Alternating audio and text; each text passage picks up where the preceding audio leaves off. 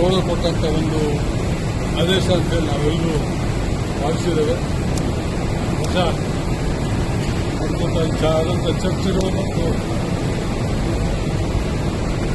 Supreme ಕೋರ್ಟ್ನ ಹೇಳಿಕೆ ಅಂತ ಅವೆಲ್ಲ ಗಮನಿಸಿದೆ ಅಂತ ಹೇಳಿ ನಾನು ಭಾವಿಸಿದ್ದೇನೆ.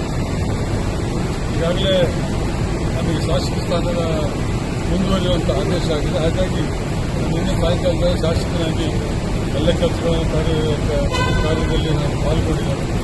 ನಾಳೆ ನಾನು ಹೋಗಿ ವಿಧಾನಸೌಧಕ್ಕೆ ಹೋಗಿ ಕೆಲವು ಸಹಿಗಳು ಹಾಕ್ತಕ್ಕಂಥ ಪ್ರಮಾಣ ವಚನ ರಿಸ್ಟೋರೇಷನ್ ಕೆಲವು ಸಹಿಗಳನ್ನ ಹಾಕಿ ಊರಿಗೆ ಹೋಗಿ ಅಲ್ಲಿ ಕೆಲವು ಕಾರ್ಯಕ್ರಮದಲ್ಲಿ ಇಟ್ಕೊಂಡು ಕೆಲವು ಸರ್ಕಾರಿ ಕಾರ್ಯಕ್ರಮದಲ್ಲಿ ಭಾಗವಹಿಸಿರ್ತೇನೆ.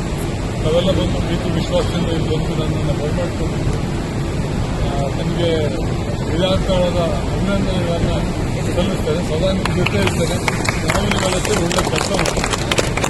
ಸಾಧ್ಯ ಅಂದರೆ ಕುರ್ಗಮ್ಮ ಹಾಗೆಯೇ ನಾವು ದೆಹಲಿಗೆ ಹೋಗ್ಬೇಕಾದ್ರೆ ನಾವು ಹಾಸನದಲ್ಲಿ ಕುರ್ಗಮ್ಮ ದೇವಸ್ಥಾನಕ್ಕೆ ಹೋಗಿದ್ವಿ.